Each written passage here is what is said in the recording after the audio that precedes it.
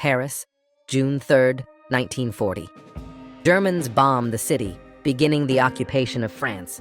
Lucille and her mother-in-law, Madame Angelier, live in the small town of Bussy, hoping that the war will not come to their home. The domineering mother-in-law forbids Lucille to play the piano and locks him up. A little later, they go to the farmers to take money from them for rent.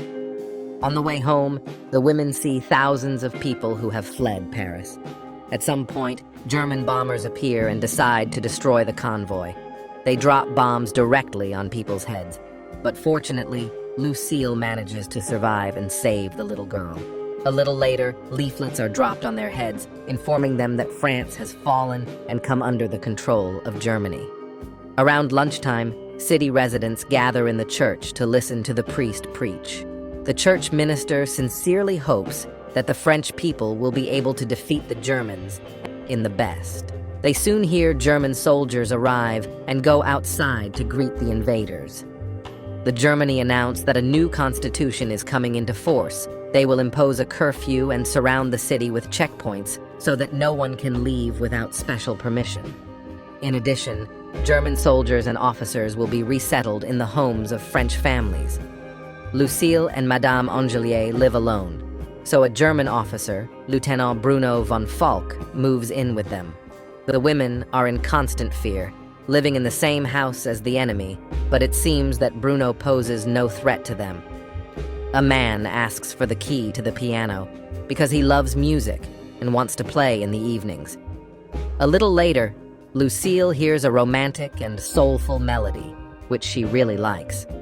The next morning, Lucille, like other residents of the city, go to the German headquarters to voluntarily surrender their firearm. The Vicomte de Mormont visits the major and gives him a gift to move Lieutenant Bonnet from his home to another place. The officer does not encourage bribery, but agrees to the conditions of the Viscount, who wants to live with his wife completely alone. Local women show interest in the Germans, since they have long been without male attention and need affection. Lucille does not understand this, because she is a married woman waiting for her husband to return from the war. Lucille collects money from farmers for rent. In the basement, she finds huge supplies of food and shares them with those in need.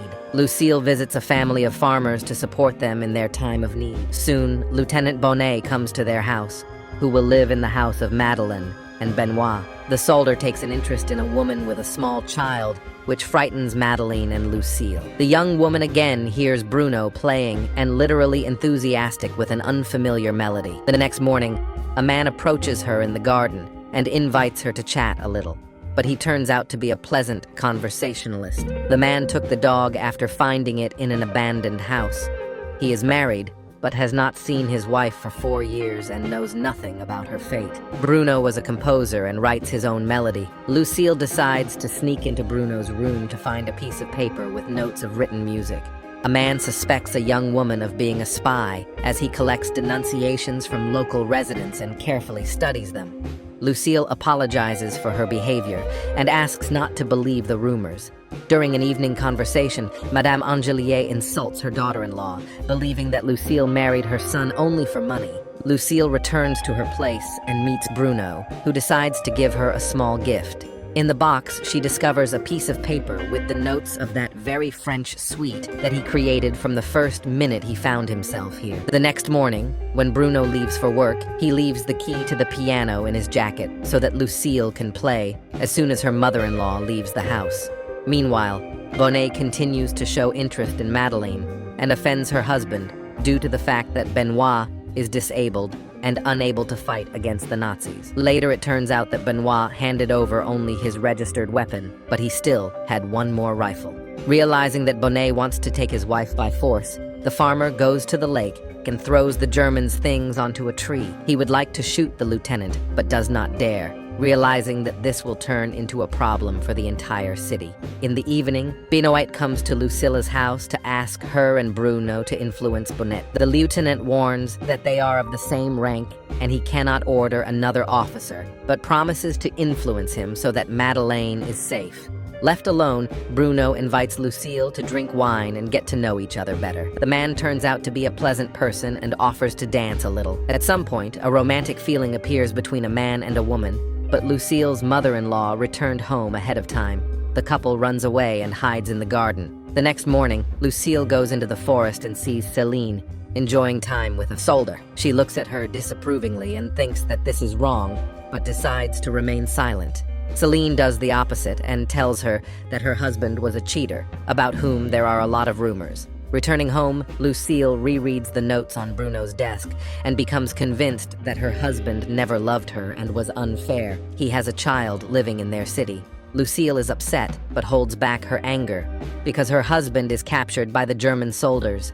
Bruno asks Bonnet not to pester the farmer's wife, but the officer ignores his words. Bruno witnesses a scandal and burns the letters, realizing that they bring Lucille pain and suffering. In the morning, the officer plays Lucille on the piano and shows sympathy. Their feelings are mutual, but the young woman is afraid of being judged. Soon, their home is visited by an elderly woman who reports that the German soldiers have robbed her. Bruno goes to her house with Lucille and helps return the stolen items. Some look at her with condemnation, considering her a mistress. Others are sure that she is fighting for freedom. On the way home, Bruno kisses Lucille, and she reciprocates his feelings. The woman kisses and the couple makes good things. But Madame Angelier returns home ahead of time. At night, Benoit robs the Viscount's barn, believing that he is doing the right thing. The next morning, the soldiers decide to arrest the farmer. Benoit tries to hide, but is met by Bonnet. In the ensuing fight, a disabled person takes the life of Older and leaves, is preparing for a romantic evening with Bruno, but Benoit's wife comes to her, begging for help. Remembering that Bruno is Solder, Lucille goes into the forest to help the farmer escape and hide, avoiding execution. The Germans announce that the fugitive's accomplices will be executed, and if he is not found, then the Viscount will take the place of the defendant. The Germans begin to spread fear and panic by checking every house, so Lucille confesses to her mother-in-law that she hid Benoit in their house. The woman decides to help the farmer because her son is in captivity, and she knows how scary it is. Using a World War I cache, Madame Angelier hides Benoit in the hiding place. Soldiers find a Jewish woman among the local residents and take her to headquarters to beat her.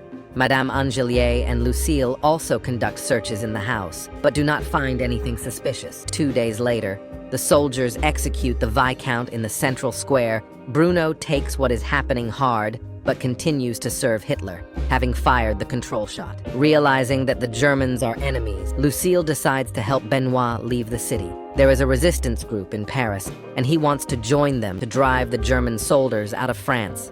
In the evening, Lucille goes to a party to ask Bruno to sign a pass that will allow her to go to Paris.